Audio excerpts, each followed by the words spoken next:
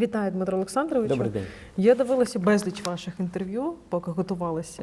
І чомусь востаннє ви дійсно часто їх почали давати, в тому числі, тому що, напевно, запрошують, але про це ми теж запитаємо. Але мені усі вони схожі одне на одне, перш за все, і якісь не дуже цікаві. Давайте зробимо цікаве інтерв'ю. Давайте будемо намагатися. Нарешті. Я сподіваюся, не всі розділяють вашу позицію, але...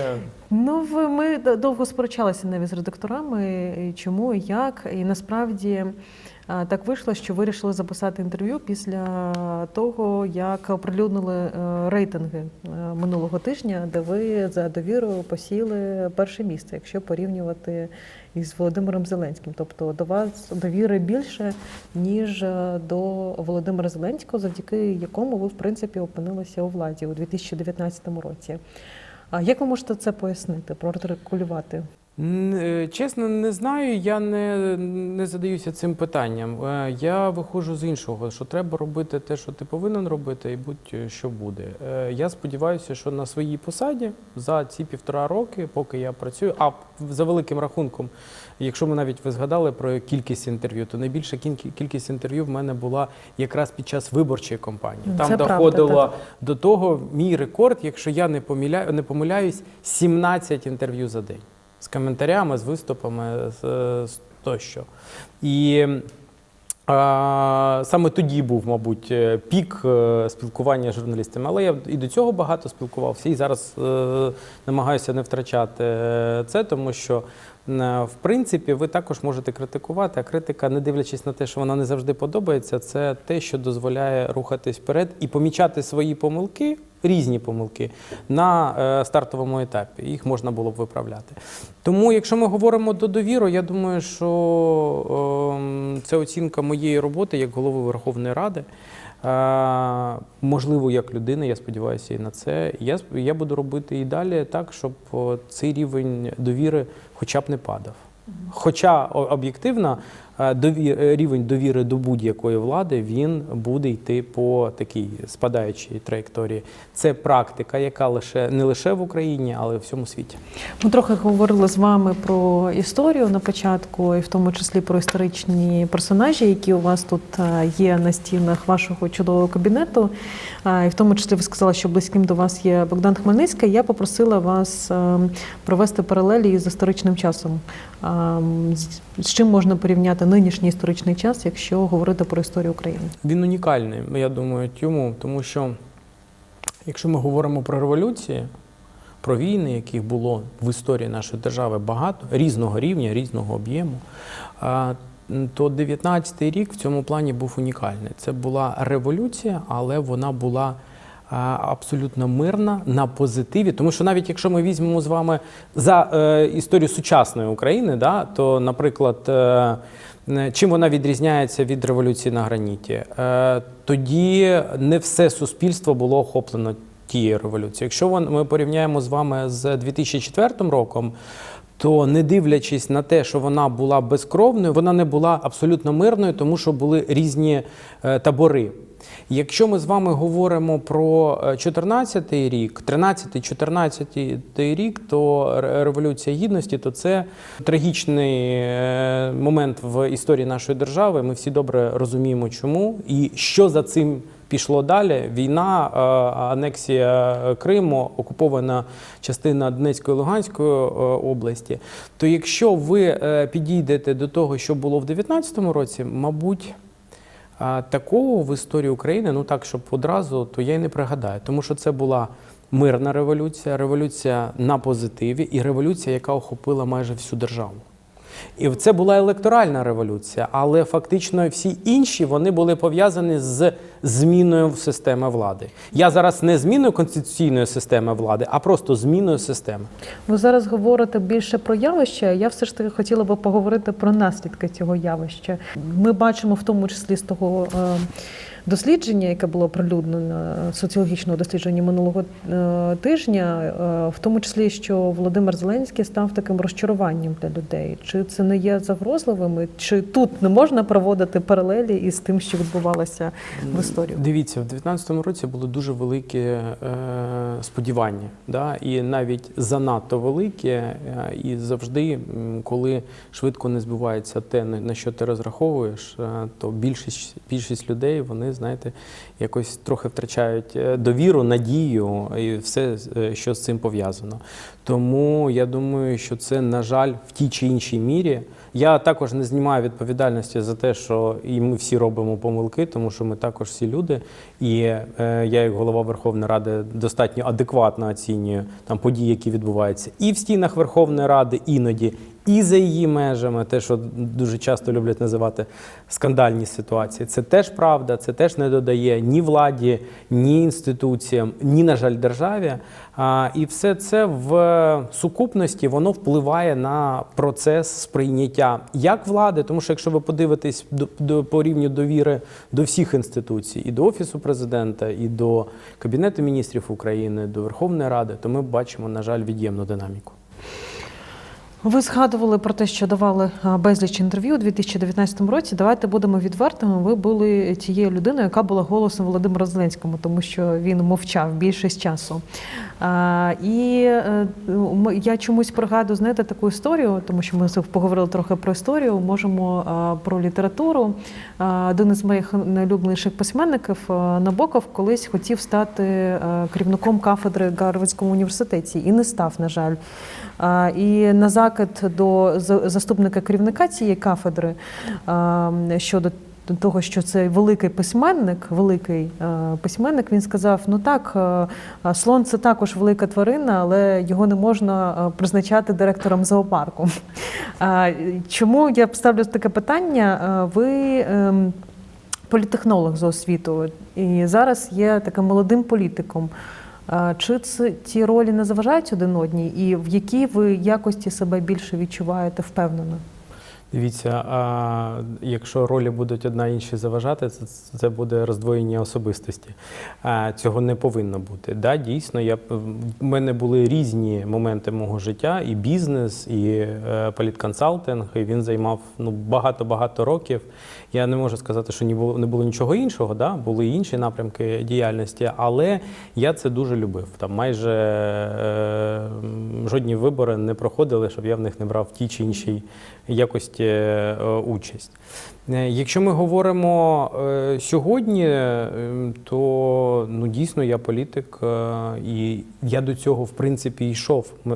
Це так чи інакше було моєю мрією. Я хотів прийти, потрапити до політики і мати можливість змінити в позитивному плані ті речі. В інтерв'ю Дмитру Гордону ви говорили трошки інакше. Ви казали, що політика почала займатися вами фактично. Я зараз і до цього прийду. Да. Ні, абсолютно вірно. Я добре пам'ятаю, що я говорив, і від цього вислову я також не відмовляюся. Вважаю, що абсолютно правильно.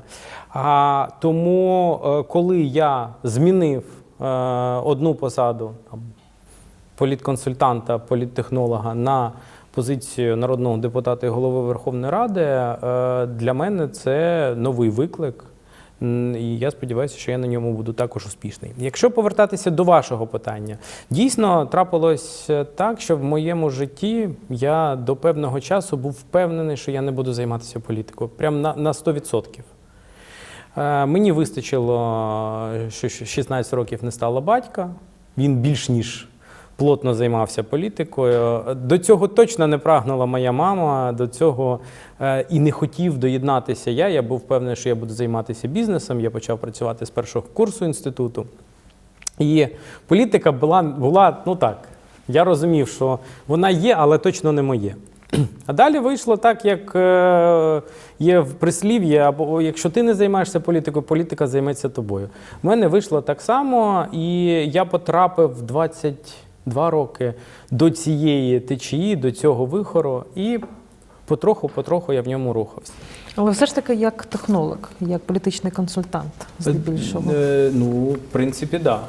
А давайте спробуємо подивитися на молодого політика. Вас представляють саме так зараз. Дмитра Разумкова, очима політтехнолога Дмитра Разумкова. Можемо подивитися? Ну, подивитися можемо. Але... А що ми там побачимо? Є така чудова книга Роберта Гріна «48 законів влади». Знаєте? Да. Ви її читали, напевно, я я читав. впевнена. Давайте спробуємо пройтися. По всім по цим. 48? Ну, можливо, не по Мені всім. здається, що наше інтерв'ю з вами трохи затягнеться. Не по всім, але по деяким. Давайте. Взагалі, як ви ставитеся до тієї книги? Тому що я вважаю, що ця книга, нам її як настольну книгу у Гарвардській школі управління показували і казали, ось це так, як потрібно робити. Я особисто вважаю цю книгу книгою для такого політичної тварини, якщо чесно, і для нелюдей.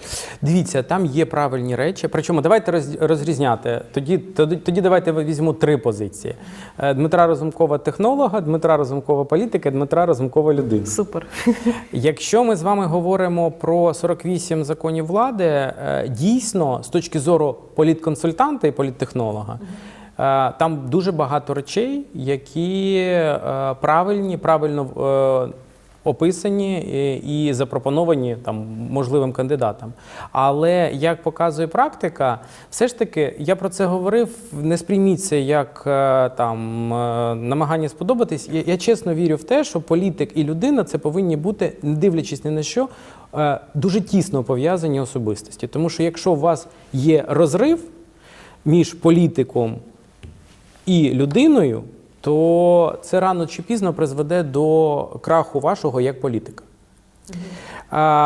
Я бачив багато прикладів, і навіть якщо ми повертаємось до технолога, то ви знаєте, що є зручний образ, а є підібраний образ. Зручний образ – це той, який ти на себе одягаєш, і це як, ну, знаєте, вдалий костюм, який твій, який тобі пасує і в якому тобі зручно. Тобі не треба кожного разу думати про те, а чи правильно ти робиш. Це твоє, це твій образ життя, це твоє сприйняття тих чи інших процесів. Є підібраний, і технологи часто можуть підібрати більш кращий образ, ніж той, що є насправді. Але з часом це перестає працювати. Це корисно використовувати, знаєте, на виборчих кампаніях. А от Дмитра Разумкова підібраний образ чи зручний? Свій. Як ви можете його характеризувати? Не знаю. Це, ну, знаєте, людині завжди важко характеризувати себе.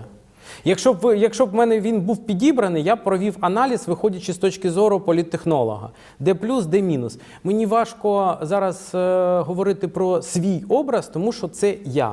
А говорити про себе, ну, не хочеться. Потім скажуть, що дуже багато про себе говорить, це раз. А два, мені оцінити його важко, тому що він з своїми вам плюсами цікаво, що думають політичні журналісти? Звісно. Ну, політичні журналісти, наприклад, вважають, що Дмитро Разумков – це людина дуже розумна, дуже поміркована, вона чудово розуміє на тому, як побудована влада, але при тому всьому, незважаючи на, в тому числі, якісь здібності, йому не вистачає харизми. Може бути, і це теж треба враховувати. Я можу з цим погоджуватись, не погоджуватись, але знову, якщо ми говоримо про те, як ти себе оцінюєш, все одно, а завжди з боку видніше. І навіть ми ж починали з вами про це говорити, що із журналістами варто достатньо часто спілкуватися, тому що ви можете критикувати. Це також елемент критики. А якщо ти знаєш, де тебе критикують, ти розумієш, де тобі треба виправляти. Давайте до законів влади трохи поговоримо. Перший закон влади – не затьмарюйте своїх зверхників. І ви його, можна сказати, трохи порушили, зважаючи на те, що рівень довіри до вас більше, ніж до Володимира Зеленського. Ну, це не моя забаганка, я цього не робив. Це та оцінка, яку дали мені колеги. А щодо вирішення кризи із Конституційним судом, можна сказати, що тут ви затьмарили Я Володимира вважаю, що Зеленського? завжди повинні бути альтернативні шляхи досягнення результату. Ну, я знаю, що це була доволі непроста ситуація, і в тому числі, коли президент Володимир Зеленський подав свій шлях вирішення Вони цієї трохи відрізнялись.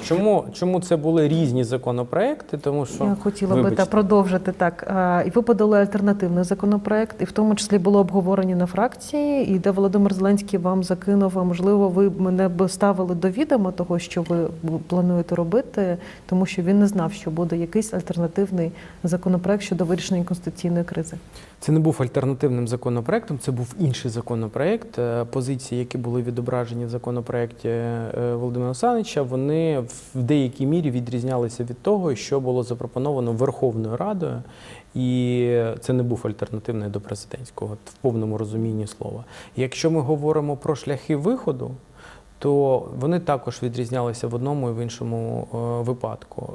Якщо говорити про законопроект 4304 Верховної Ради України, під ним підписалася достатньо велика кількість народних депутатів, 126, якщо я не помиляюсь. І він був направлений на те, щоб відновити повну систему в тому форматі, в якому вона існувала до рішення Конституційного суду, а далі рухатись і виправляти ті вже проблеми, які виникли після 27 жовтня. І, в принципі, ми до цього прийшли, на жаль, не проголосувавши той законопроект. Тому там багато сьогодні йде критики щодо одного з варіантів виходу з конституційної кризи. Я маю на увазі так звану статтю про недекларування або недостовірне декларування 366 прим. 1, яка була фактично відмінена рішення Конституційного суду. Тому ми виходили з того, що вона дійсно, може, не була там абсолютно ідеальною, але вона була такою, яка дала можливість в новий рік зайти з дійсно реальним механізмом декларування, щоб не дати можливість нікому відійти від цього. Якщо б був прийнятий той законопроект, то в нас було більше часу. Ви згадали дату 27 жовтня. Це якраз дата, коли було опубліковано рішення Конституційного суду. Сьогодні в нас 22 грудня, якщо я не помиляюся, якщо вірити календарю. Не вирішена все ж таки ситуація, і вона викликає, в тому числі і з Конституційним судом. Ми в тому числі сьогодні вранці спілкувалася із Віталієм Шабуніним, який в останній час вас дуже активно критикує. І він, в принципі, визнав і сказав, що мені здається, що Дмитро Олександрович не зацікавлений у вирішенні цього питання і більше поділяє сторону Конституційного суду і робить усе можливе, аби нинішній склад Конституційного суду зберігся. Дивіться, щодо позиції моєї особистої. Перше, приймати закони з порушенням закону не можна. Навіть якщо нам хтось щось не подобається, і ви можете подивитися, що я говорив після рішення Конституційного суду, там більш ніж жорстка критика, так як це відбулося. І як приймалося це рішення. Мене це питання застало у відрядженні, я був у Німеччині, і можна підняти, подивитися, що було сказано тим самим Разумковим про цю подію. Якщо ми говоримо, що ми для досягнення цілі будемо використовувати будь-які методи, то це може призвести до того, що, на жаль, ми будемо жити в системі, що благими наміреннями вислана дорога в ад. Я на це точно не готовий і нікому не раджу, тому що рано чи пізно це повернеться до тебе. І тебе ж вб'є, я зараз в переносному сенсі цього слова. Якщо ми говоримо про позицію, ми тільки що з вами згадували законопроект, який повністю відновлював ту систему, яка була до рішення Конституційного суду. Першим підписантом цього закону також був ваш покірний слуга. І сьогодні говорити мені, що я займав іншу позицію, не варто. Коли не проголосували раз цей законопроект, причому шановний пан Шабунін також його критикував. Я просто не розумію, де більше правди. Також його критикував. Якщо б ми його проголосували тоді, в нас було б більше таймінгу для того, щоб виправити ті аспекти, які були. На жаль, ми не змогли проголосувати його раз. Далі. Я захворів, мене не було деякий час на роботі, 2. І 17 листопада 2020 року за розпорядженням виконуючої обов'язки голови Верховної Ради Олени Костянтинівни Кондратюк на базі Верховної Ради була створена робоча група, перед якою стояло 3 завдання. Перше. Чи це на затягування роботи? Ні. Перше, відновлення статті 366 в тій чи іншій формі для того, щоб в 2021 році система електронного декларування залишилась так само обов'язковою. Це було зроблено. Там багато критики. Хтось говорив про більш жорстку систему, хтось говорив про менш жорстку систему, хтось наполягав на тому, що абсолютно повністю треба вивести кримінальну відповідальність. Тому що в рішенні того ж Конституційного суду було зазначено, що кримінальна відповідальність є надмірною. Хтось навпаки займав жорстку позицію щодо того, що повинна бути позбавлення волі. Але ми прийшли до більш-менш збалансовано. Я думаю, що ви зможете спитати у депутатських фракцій, не хотілося б когось критикувати або навпаки хвалити. Я впевнений, що всі чули позицію, яка була заявлена. Якщо ми говоримо з вами про цей законопроект, то в нас було два варіанти. Перший варіант – це зайти кожен подав би свій варіант, і ми би зайшли і прийшли до того, що до кінця цього року не було прийнято жодного закону. Так, і в наступному році ми б знесли систему електронного декларування на рік. Правда? Можна було так зробити. Тому було прийнято рішення голосувати за збалансований законопроект, під яким підписалися всі депутатські фракції та групи, не дивлячись на те, що для це ж багатьох... можна назвати консенсусом. Так, да, це було консенсусом. Це було консенсусом задля того, щоб зберегти систему боротьби з корупцією. Вона зараз на одному такому костелі, фактично. Дивіться, є ще інша позиція, яку ми також повинні були враховувати. Нам може не подобатись Конституційний суд і те рішення, яке було прийнято. І ми можемо його дуже жорстко критикувати. Але, на жаль, ми повинні враховувати ті рішення, тому що вони навіть не підлягають оскарженню. Ви бачите, яку позицію зайняла Венеційка. Вона жорстко розкритикувала Конституційний суд. Жорстко. І це повністю співпадає з позицією, яку ви могли бачити у більшої частини українського парламенту. Якщо ми говоримо про позицію, про яку сьогодні ви також згадували, хто на чиєму боці, то там пан Шатбунін і інші наші колеги пропонували знести Конституційний суд. Ну просто взяти і обнулити. Ви бачили, яку позицію зайняла Венеційська комісія? Іншу позицію. І тут вони також зайняли позицію українського парламенту. Тому що якщо парламент через 226 буде зносити будь-яку установу, зараз не про Конституційний суд, а в цілому, і приймати зміни до Конституції такою більшістю, я думаю, що це не додасть демократії, не додасть стабільності і може занурити державу в хаос. Так не можна. У кожної гілки влади є свої запобіжники, так як у Верховної Ради є свої запобіжники, у президента держави, Кабінету міністрів, Конституційного суду. Можливо, десь якісь запобіжники треба зробити більш жорсткими. Так, але знести фактично Конституційний суд пропонував і Володимир Зеленський, якщо називати речі своїми іменами. Ви з ним мали розмову, що це неприйнятно в парламентсько-президентській країні? Я висловлював свою позицію з цього питання, коли спілкувався з різними колегами. Ну, ви бачили позицію президента, він попросив відкласти, не розглядати законопроект 4288 до того, як буде рішення Венеційської комісії. А як ви взагалі думаєте, це було емоційне рішення? Мені важко відповісти об'єктивно. Мене не було ні на засіданні РНБО, після якого з'явився цей законопроект, ні під час розробки цього законопроекту. Тому, наскільки це було емоційно, те, що це викликало, таким було холодним душем для всіх, таке рішення Конституційного суду, це, на жаль, правда. Це правда, що у вас є відносини якісь з паном Топицьким, як головою Конституційного суду, що ви є знайомими і нібито близькими друзями навіть? Ні, це абсолютно не відповідає дійсності. З паном Топицьким я дійсно знайомий, тому що не може бути голова Верховної Ради незнайомим з головою Конституційного суду. А за цей час, коли я працюю, якщо я не помиляюся, я з ним зустрічався. Мені характеризували ці відносини як товариські. Ні, це абсолютно не відповідає дійсності.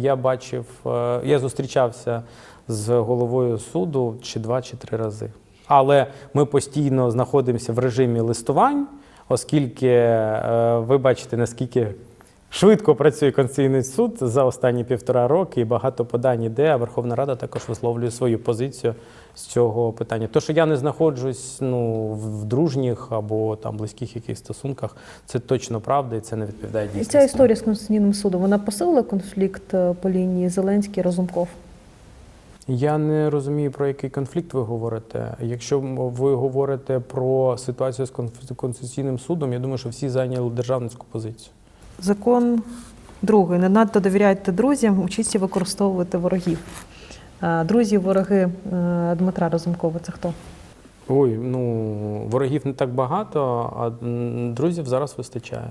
Причому багато людей, з різних сфер, із так званого минулого життя, і ті, хто з'явилися Їх сьогодні. стало більше після того, як ви стали став спікером? головою Верховної Ради, точно стало більше. Але я хочу собі, знаєте, тут скоро новорічні свята, дуже хочу собі побажати, щоб їх не стало менше після того, щоб їх стало не дуже набагато менше, коли я не буду головою Верховної Ради. І дійсно, за ці 1,5 роки в мене з'явилася велика кількість людей, яких я можу назвати друзями, навіть до того, як я став головою Верховної Ради України. Це люди, які з'явилися під час виборчої кампанії, а якщо під час відрядження, а якщо ми говоримо з вами про те, хто вони, я зараз не буду переходити на прізвище, тому що ми з вами на цьому програму і закінчимо. А є і політики, є і журналісти, є і представники громадського сектору, є... Олігархи серед них є? Ні, на щастя, немає. А у вас які взагалі відносини із олігархами? Представниками крупного бізнесу? Жодного разу мені не пропонували вони кошти. Жодного разу в мене не було якихось таємних перемовин. І з деякими навіть я не знайомий особисто. А те, що Дмитро Разумков часто їсть на телеканалах, таких як АСІ-ТВ, телеканал Україна, наприклад, двічі на тиждень іноді буває ефір у вас, на телеканалі Прямий навіть ви з'являєтеся, потім на телеканалах, групах 112, NewsOne. Це свідчить про те, що у вас є якісь відносини щодо медійного представництва в тому числі? Дивіться, домовленості з власниками каналів щодо моєї присутності або неприсутності на цих каналах я також не вів. Сьогодні я маю честь бути в ефірі «Української правди», ви берете в мене інтерв'ю, але це ж не означає, що хтось пролобіював це питання. Але потім скаже, що означає, так? «Українська правда» – це незалежна медіа, є у нас частина медіа, які належать олігархам. Так, але якщо ми з вами подивимось на структуру медійного поля, то в нас дуже небагато медіа, які б, можливо, можна було б назвати абсолютно незалежними. Я думаю, що навіть важко буде там набрати велику кількість. Це цікава ремарка, там, де ми можемо зупинитися і далі не продовжувати інтерв'ю. Ні, я маю на увазі, що я думаю, що ви ж тільки що це і перерахували. В принципі, так, це правда. Закон 3. Приховуйте свої наміри. Зараз дуже багато говорять про перспективи Дмитра Разумкова, як великого політика, називають вас ледве не наступним президентом України, як людина, яка має усі шанси посісти цю посаду через кілька років. Ви в тому числі це коментували в інтерв'ю німецькому телеканалу, німецькій газеті, якщо не помиляюся, яке розтиражували усі українські медіа заголовком, що я вже майже президент. Там було багато іншого сказано, взяли те, що взяли. Так. У вас дійсно є такі амбіції? Дивіться, якщо ви подивитесь те інтерв'ю, і мене запитував ваш німецький колега, як там багато говорять, як я це сприймаю, я дійсно тоді відповів про те, що українською мовою я голова Верховної Ради. Якщо ми говоримо за німецькими стандартами, там немає голови Бундестагу, там президент Бундестагу. Тому в деякій мірі я президент. Це було сказано, але далі я багато відповідав на це запитання. Однак наші колеги взяли лише цю цитату. І тут ми випливаємо у 4-й закон, завжди говорить менше, ніж потрібно. Тобто, Можливо. Є такі амбіції. Але завжди можливо говорити. А якщо ми з вами зараз обговорюємо мою позицію, так, то можливо і варто притримуватись цього закону. Я думаю, що я його більш-менш і дотримуюсь. Говорити так, щоб тобі потім не було соромно за те, що ти говориш. А як ви, власне, оцінюєте свої електоральні перспективи? Я не думаю, що зараз варто оцінювати свої електоральні перспективи на будь-який з посад, в тому числі і голови Верховної Ради. Я думаю, що варто говорити про те, що ти робиш сьогодні, і відповідаєш, чи ти цій посаді, яка є сьогодні. Я ж не помилюсь, якщо ми будемо з вами проводити по рокам, хто скільки, як працює, то що дуже велика ще каденція у Верховної Ради України. України, тим більше у президента. Український парламентаризм зразка 2020 року, він про що?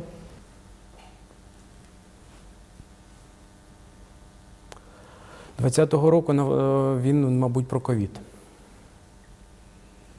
І причому це питання не лише українського парламентаризму, а це питання всього світу. І в даному випадку, як всередині держави, так і за її межами, це боротьба з ковідом. Навіть не війна, тому що війна – це питання українського парламентаризму і державності, починаючи з 2014 року. І я ні в якому випадку, щоб потім ніхто не пересмикував, це питання не зменшую і проблематику, і відповідальність як держави, так і армії, яка захищає територіальну цілісність України. Я зараз говорю в цілому про той виклик, який з'явився в 2020 році, якого не було до цього. І ми тільки що заговорили про війну. Я навіть не пам'ятаю прикладів в історії, з вами також сьогодні проговорювали про історію, прикладів в історії, з чим це можливо було порівняти. Навіть глобальні світові війни, вони не охоплювали всю земну кулю. Виклики дійсно грандіозні, але якщо говорити про якість парламенту, я б хотіла про якість поговорити. Вибори 2019 року, вони фактично оновили на дуже багато склад парламенту. Але На 82 чи 3%? Так, більше ніж на 2/3. 82% нових людей. Але при тому це люди, які не мали політичного досвіду, це люди, в тому числі, у яких не було імунітету, скажімо так, до тих проблем, які завжди були перед парламентом. Не секрет, і я думаю, що ваш батько так про це розповідав у 98-му році. Це був перше скликання парламенту, коли парламент фактично став біржею, коли до нього увійшли представники олігархічних груп. Зараз і так було, там були водії, були помічники і так далі. Це пізніше вже з'явилося. Це пізніше, так. А парламент зразку 2019-го, зразку 2020-го – це більше парламент про людей, які, знаєте, є такий вислів, соціальні ліфти запрацювали так швидко, що деякі пропустили свій поверх. Чи ні? По-різному. Не готовий з вами погодитись, тому що соціальний ліфт така штука, що вона може підняти, але потім ти знайдеш свій поверх, або поверх знайде тебе. Якщо ми говоримо про ліфти, багато хто вже з них вийшов. Багато хто вийде. Давайте подивимось історію української політики за останні 1,5 роки. Багато хто вийшов, багато хто вийшов, але повернеться. А багато хто ще поки що в них їде. Чи доїде він до кінця? Подивимось. Якщо порівняти з тим, що було раніше, можемо порівняти з вами 2002 рік, да? Потім можемо порівняти 2006 рік. Там теж були свої Але у ліфти. 2020-му, скажімо так, коли спілкуєшся із колишніми представниками влади, із деякими народними депутатами, вони характеризують так. Парламент 2020 року дуже сильно обмільчав. Я маю на увазі навіть виплати народним депутатам, які Ви зараз про зарплату? Я зараз про зарплату у конвертах. Не знаю. Вам про це відомо? Я жодного разу не отримував зарплату в конверті. Це, до речі, мені казали про це, але... Так це погано? Ні, це добре.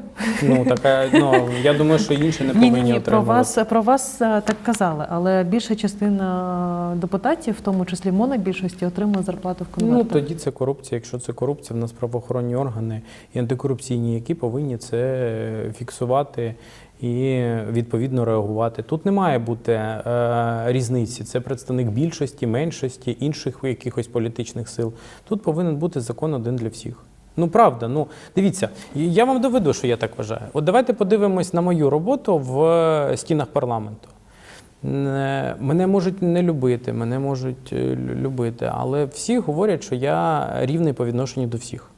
Я думаю, що з колегами, якщо ви поспілкуєтесь, якщо правило є, якщо воно записано в регламенті, то воно діє однаково для представників опозиції або для представників більшості. І так воно повинно бути. І тоді мені легко працювати, тому що я кажу, дивіться, є правила для всіх. Тому що якщо в мене почнуть з'являтися правила для своїх і правила для чужих, то я думаю, що цей парламент достатньо швидко розбалансується. Сьогодні я правда вдячний всім колегам, особливо за останній рік, особливо починаючи з початку ковіду, коли всі почали працювати консолідовано, особливо над такими ключовими, важливими питаннями. Я зараз не говорю про банки, я зараз не говорю про землю, які мали високе політичне забарвлення і, скажімо так, рівень дискусії навколо них був іноді занадто жорстким, навіть ніж мені б хотілося. А я говорю в цілому про роботу парламенту. Я говорю про об'єднання навколо законів ковідівських, про які ми згадали, змін до бюджету, багато інших речей, які мої колеги робили, відкладаючи всі політичні свої хотілки, і йшли працювати. Іноді працювали цілодобово. Це також не є великим, не часто зустрічалося в українському парламенті. А як викорінити конверти у парламенті? Дивіться, нормальна заробітна плата. Сьогодні вона... Це яка? Не знаю, яка. Я вам скажу чому. Тому що сьогодні моя зарплата як голови Верховної Ради, я на руки отримую 38-42 тисячі гривень. Чи це достатньо для державних службовців високого рівня? Не знаю, не впевнений. З іншого боку, прийти сьогодні і сказати, що давайте підіймемо мені зарплату, коли в лікарнях люди отримують 5, 3 тисячі, 6 тисяч. Мені совість не дозволяє. І я вважаю, що так не може бути. Вона прив'язана, якщо ми говоримо про народних депутатів, вона прив'язана до прожиткових мінімумів, все там зрозуміло, все гаразд. Але об'єктивно, є речі, які ти повинен чітко коригувати з тим, скільки отримують люди в державі. З іншого боку, повинен бути високий рівень контролю з боку антикорупційних органів. Тому що я вам поясню, чому я про це говорю. Дивіться, стаття про незаконне збагачення, її не зносив Конституційний суд, правда? Ми зараз, давайте просто теж не змішувати питання, тому що коли ти не декларуєш те, з чого ти заплатив податки, і просто не вніс декларацію, це погано. І там наслідки, і обмеження волі, і кримінальна відповідальність, і втрата посади, це теж серйозні аргументи для того, щоб адекватна людина цього не робила. Там же немає мови про те, що ти вкрав, не задекларував і не сів. Тут працює абсолютно інша стаття. Стаття про незаконне збагачення. І там людина повинна отримувати реальний строк і відправлятися, кажучи російською, в міста не столь отдаленне. Тому, якщо ми говоримо з вами про сприйняття, ви розумієте, якщо людина готова брати хабарі і готова займатися корупцією, ви їй зарплату в 1 мільйон гривень поставте. Завтра прийдуть, запропонують плюшки, пончики, пірашки, дадуть ще 20 тисяч гривень, і вона і на них поведеться. Тут або є, або нема. Тут іншого не буває. Але повинен бути запобіжник, який буде чітко давати розуміти, що якщо ти погодишся на цю спокусу, ти можеш отримати реальний строк. І ще один важливий аспект. Чому це не так працює в Європі, в інших державах? Там високий рівень поваги до державних службовців. Відповідальності їх і поваги. І вони розуміють, і я вже не говорю про великий соціальний пакет для них, для їх родин, і вони добре розуміють, що якщо ти хоча б раз, вибачте за сленг, встрягнеш в таку проблему, ти назавжди на собі поставиш такий великий чорний хрест. І вони на це не йдуть. А хто йде, також отримують. Я ж адекватна людина, я розумію, що корупція є у всьому світі. Немає держави, в якій би не було корупції повністю. Навіть смертне покарання, Китай можемо з вами згадати, але кожного року є такі вироки. А дуже жорстке ж покарання. Парламент нинішнього складу 2020 року зразка іспит кейсом Юрченка. Я знову ж хочу повернутися до цих плюшок. І чи склала особисто фракція «Слуги народу»? Я розумію, що ви зараз можете обмежуватися від неї, але ви все ж таки під цими гаслами йшли як один із лідерів команди Володимира Зеленського. Я тоді говорив, я не буду відмежовуватись, тому що ми зараз говоримо про парламент, а парламент – це все ж таки спільна відповідальність. Я вам більше скажу, так звані кейси – це відповідальність не лише «Слуги народу», не лише там Разумкова. Це відповідальність всіх політиків і всіх народних депутатів, які… А значить, нічия. Ні, тут, я ж не сказав колективна безвідповідальність. Це відповідальність і розуміння, це б'єш по всім. Це не б'є по комусь окремому. І негатив, про який ми також сьогодні говорили, там, про рейтинги тієї ж Верховної Ради, це ж б'є по рейтингам всіх. І моєму, і моїх колег, і інших політичних сил. По всіх. І воно, якщо потрапляє, знаєте, воно забризкує усіх. І тут не можна відмежуватися. Я вважаю, моя позиція така, яка і була, що якщо людина в цьому замішана, вона повинна понести максимальне покарання. Те, що буде залежати від мене, я точно не буду нікого покривати. І впевнений, що інші не повинні цього робити. Тому що це той кейс, який рано чи пізно вийде назовні, і він дискредитує всю політичну силу, а може і весь політику. Це погано. І це ж не перший випадок і в цьому скликанні, і в минулих скликаннях, але, на жаль, вони не доводяться до кінця. Якщо буде залежати від мене, я точно буду робити все для того, щоб не заважати і допомагати правоохоронним органам. Давайте повернемося до законів. Ось мені подобається 11-й закон, його також можна трохи так проаналізувати. Учіться робити так, щоб люди залежали від вас. Згадую 2019 рік, влітку фестиваль джазу у Львові. Я спілкувалася з одним із технологів Порошенка, вже були відомі, здається, чи ні, не було ще результатів парламентських виборів. І він сказав, що Разумков має стати головою фракції, звичайно ж, тому що якщо він стане спікером, я буду сумніватися в його розумових здібностях. Тому, зважаючи на те, як зараз розгортаються події навколо фракції, навколо монобільшості, навколо парламенту, я можу сказати, що, напевно, ви все ж таки зробили правильний вибір. Я сподіваюся. Я думаю, що треба завжди виважено підходити до вибору і намагатися робити правильний вибір. А чому вибір. Спікер? Чому ви тоді вирішили зайняти посаду? Це не я вирішив, це загальна була позиція. І мені була цікава ця посада. Об'єктивно, я не буду зараз там розповідати ні. Це самостійність? Це та посада, на якій, як мені тоді здавалося, я зможу бути ефективним. Сподіваюся, що я все ж таки правильно не вгадав, а розрахував. Ефективно, чи все ж таки це можливість відмежуватися від скандалів усередині фракції? Це можливість будувати свій імідж? Імідж свій, знаєте, імідж – це те, що строїться годами, но рушиться в секунди. Імідж я свій, навіть не імідж, а ім'я. Я своє будував, мабуть, протягом свого життя. Я сподіваюся, що мені не доведеться, моїм дітям за мене не доведеться червоніти. Це раз. А якщо ми говоримо про скандали, давайте будемо реалістами і відвертими. В 2019 році, 29 серпня, точно ніхто не про скандали, ні про якісь інші негативні кейси. Те, що ми, на жаль, побачили за цей проміжок часу, ще не думав. Сподівання були, що і не буде таких прикладів. Ви сказали про репутацію, і один із законів, в тому числі ми ж продовжуємо аналізувати книгу Роберта Гріна, говорить так: чимало залежить від репутації, бережіть її ціною життя. Є якісь епізоди в біографії, за які вам соромно? Наприклад, давайте згадаємо передвиборчу кампанію 2019 року. Усі любили згадувати партію регіонів. Це клеймо для вас? Ні.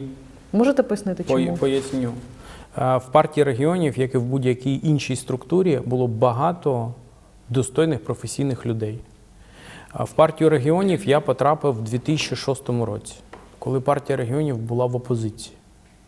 З партії регіонів я пішов в 2010 році, коли вона прийшла до влади.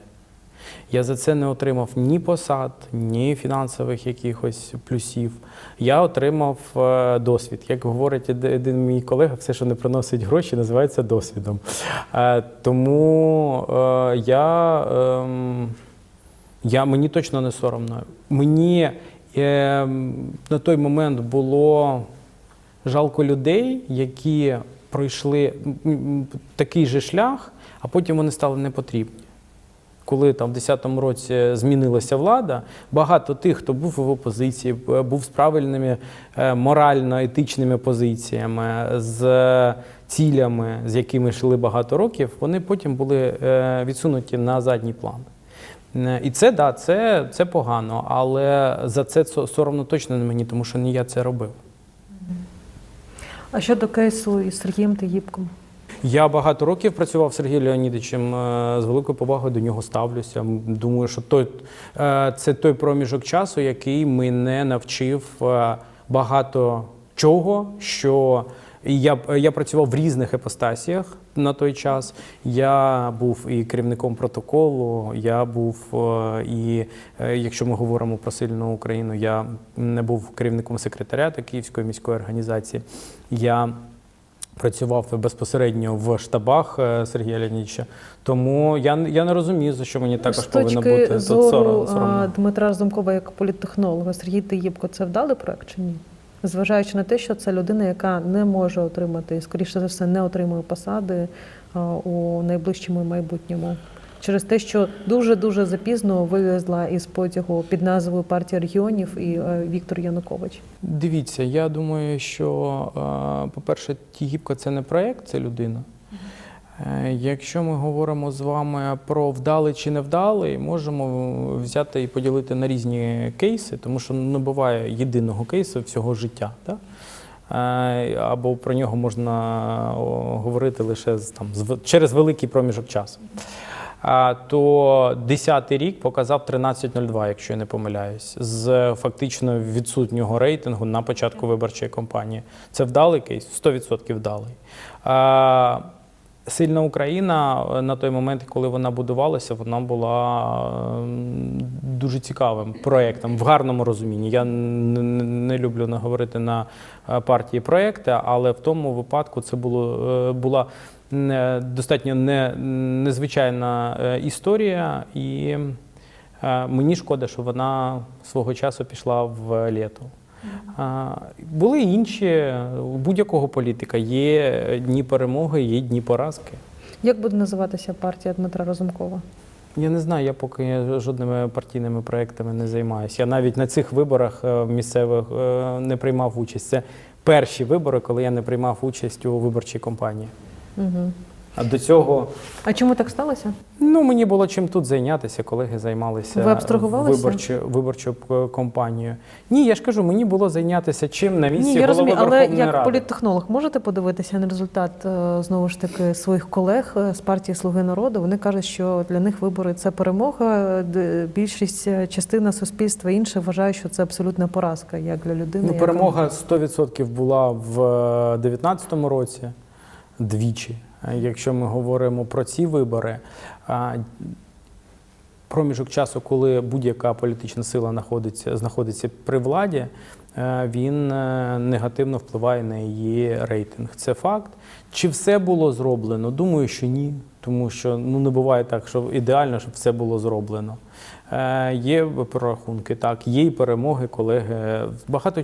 Багато що залежало від того, хто безпосередньо працював на території і кого висували. Тому що велика різниця між місцевими виборами і парламентськими виборами.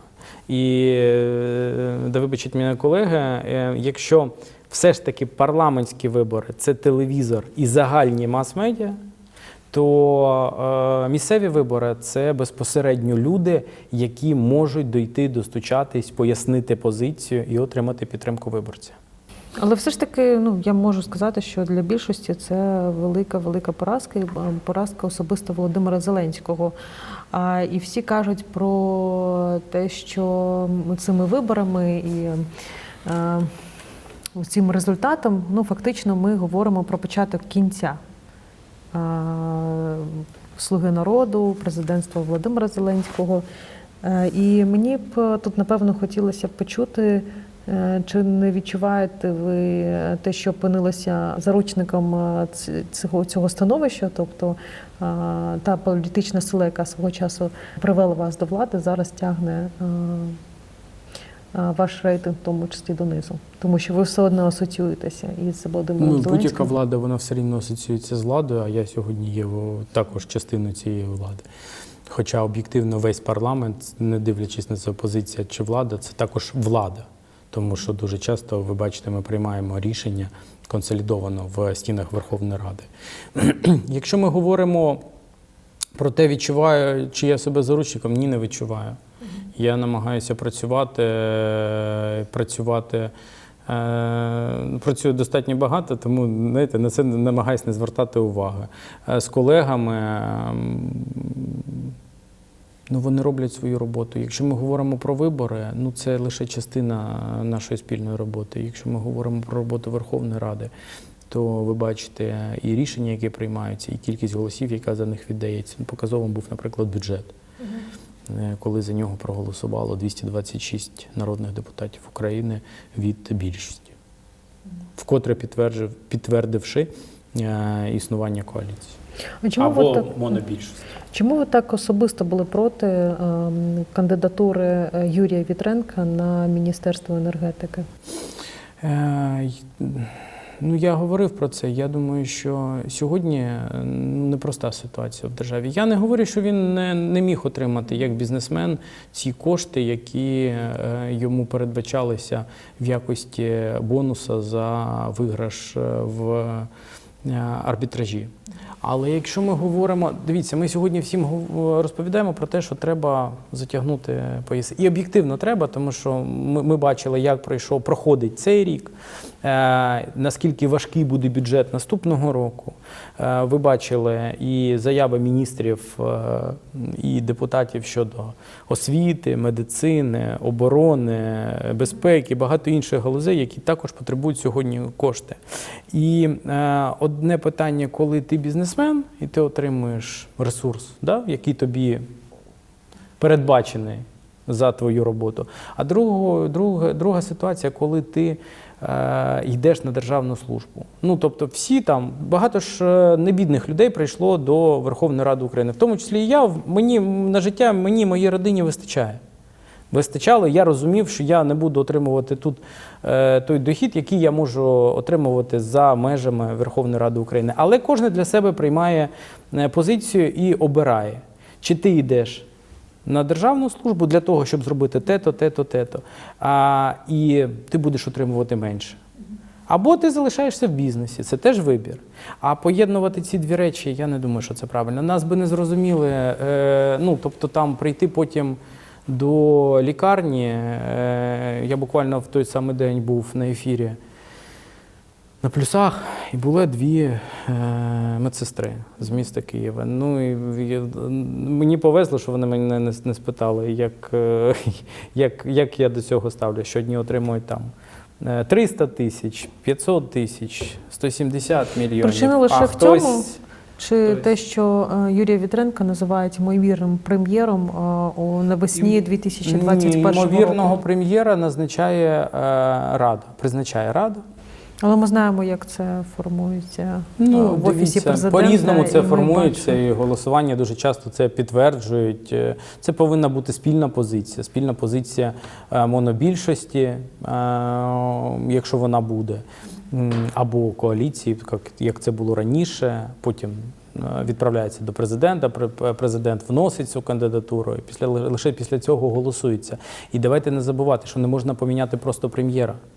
Це буде зміна всього Кабінету міністрів. Змінити міністра можна сьогодні, а змінити прем'єра неможливо. Тому сьогодні розмови про те, що, можливо, це буде кандидатура в якості нового прем'єр-міністра, це дуже така важка конструкція. І сьогодні, щоб я виступав проти цього, точно ні. Тоді, якщо дозволите, в мене зустрічне запитання, а навіщо це мені? Мені сказали, що ви якось погано ставитеся до Юрія Вітренка, і це можна, напевно, назвати як... А чому я погано ставлюся до Юрія Вітренка? Ну, бачите в ньому якийсь баланс, ну, якийсь новий баланс у владі, і зараз, можливо, слабкий прем'єр вам подобається, слабкий Ні, прем'єр я Шмигаль вам навпаки, вас влаштовує більше, ніж... Ні, я навпаки, ну, по-перше, я не вважаю прем'єра слабким. По-друге, я вважаю, що в команді чим більше сильних людей, сильних, розумних людей, професійних людей, то це на краще. Угу.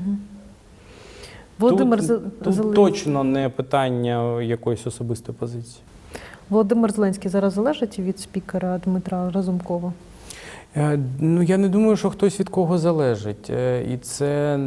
І так не повинно формулюватися відносини у будь-якій структурі, тим більше у будь-яких вертикалях влади. У кожного є свої задачі, свій функціонал, і всі повинні працювати об'єктивно на результат. Результат повинен бути спільним. Да? Ну, тобто, якщо ми візьмемо великими мазками, то ми розуміємо, до чого ми б хотіли всі... Результат спільний – це Володимир Зеленський в якості розчарування року. 2020-го в тому числі. Дивіться, можна ж це також називати? Ні, не думаю. Чому? Тому що така задача не ставилась. Ні ним, ні ким-будь іншим в монобільшості, в парламенті. Задача яка? Ну, досягнути такого результату, про який ви сказали. Але він досягнутий, я тільки що сказав, що цілі і завдання повинні бути єдиними. Я впевнений, що таке завдання перед собою не ставив ніхто. Цікаво. Я просто, якщо чесно, не дуже поділяю цю думку. Я вважаю, що все ж таки це спільна відповідальність, і в тому числі відповідальність – це одне. Я говорю про задачі, які ставляться перед людьми, перед структурами, перед організацією. Я відповідаю на ваше запитання. Воно було саме так сформульовано. Зрозуміло. У нас вже майже ми закінчуємо. Ми спілкуємося вже годину. Дуже цікаво, як на мій погляд. У мене ще багато питань, але хочу прискоритися. А ви з Володимиром Зеленським коли, власне, востаннє спілкувалися? На минулому тижні. А який привід був? Ми на фракції спілкувалися. Стосовно призначень? Так, була фракція, був президент, був я, і не лише з приводу цього питання. А взагалі ваші відносини зараз як можна характеризувати? Нормальні робочі відносини, як і раніше. Абсолютно тобто, нормально. Погіршення немає? Ні, я впевнений, що багато спільних завдань, які стоять перед нами, які точно треба виконувати разом, тому що поодинці це зробити буде неможливо. Які найбільші виклики перед українським парламентом ви бачите на початку 2021 року?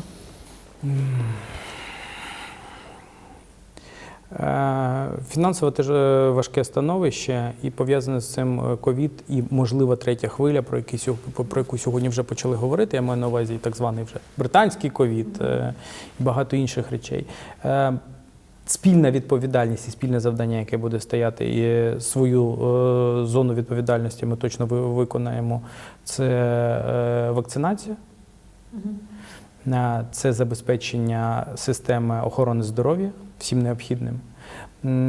Обороноздатність, плюс я все ж таки сподіваюся, що ми зможемо вийти з цього трохи глухого кута, який ми спостерігаємо на рівні нормандського формату, тому що пройшов рік, але це не проблема України, на жаль, це проблема одного іншого перемовника, позицію якого достатньо деструктивно ми бачимо як в ТКГ, так і в нормандському форматі, я маю на увазі Росію. І в цьому плані також парламент буде готовий долучитися. Мабуть, це 3 ключових питання, які будуть стояти перед нами. І все ж таки зміна динаміки в плані економічного розвитку. Нас дуже сильно підбив той рік, який йде. Ціна коштів стала занадто високою, ви бачите, і рівень перемовин з кредиторами. Я зараз не лише про МВФ, я про всіх, у кого ми запозичуємо ресурси отримати важко, як всередині держави, так і за її межами. І це також буде стримувати наші можливості. Мгм. І в мене таке ще питання. Це інтерв'ю будуть дивитися в тому числі на окупованих територіях, і в тому числі у Криму. Мені б хотілося б, напевно, від вас почути відповідне питання. Вже там 6-й рік обговорюється питання там надання кримськотатарської національної автономії. Чи може взагалі за часів каденції Дмитра Разумкова це питання винесено в зал? Дивіться, бути? я Яка думаю, що ваша моя з цього позиція питання? наступна. Я думаю, що ми спочатку повинні повернути ці території, потім переходити до зміни можливих різних змін, які в тому числі надання автономії. Чому? Тому що сьогодні це робити на папері. Будь-які реальні речі треба робити реально, а не просто про це говорити. Якщо це проводити сьогодні, завтра, післязавтра, це буде політика. А все ж таки мені б хотілося, щоб це була державницька позиція. На папері це дасть змогу в тому числі захищати якимось чином позицію України на міжнародних майданчиках? Позицію України ми сьогодні, так само як і кримськотатарського народу, якому, м'яко кажучи, дуже важко сьогодні в Криму, і не лише в Криму. І ми бачимо в цьому плані достатньо жорстку позицію і на рівні Організації Об'єднаних Націй, і Європейського Союзу, і інших інституцій, тому що там порушуються права людини. Порушуються достатньо нахабно і регулярно, на жаль. Тому я не впевнений, що це додасть або зміни якось цю ситуацію в боротьбі за територіальну цілісність і за права людей, які сьогодні мешкають на тимчасово окупованих територіях, причому як Донбасу, так і Криму. Угу. Мені здається, що ви, напевно, недостатньо ретельно вивчали це питання, тому що механізм надання національної територіальної автономії, він не дає змогу захищати це на рівні ООН і на рівні... Да, але сьогодні це не тимчасово не контрольована територія поки що. Якщо б в нас з вами вона була під контролем, то... Але коли ми зможемо повернути ці території, це інше питання. Це важке тобто питання. До того часу все ж таки... Ви задали, яка моя позиція. Я точно на цьому піаритись. Я розумію, що мені б краще всього з політичної точки зору було відповісти, наприклад, так, сказати, що да, дійсно, Світлі, я готовий до цього. Але це було... Всі обіцяли просто, і Володимир Зеленський обіцяв. Я намагаюся не обіцяти. Давайте, коли буде можливість це реально робити, тоді сідати про це говорити.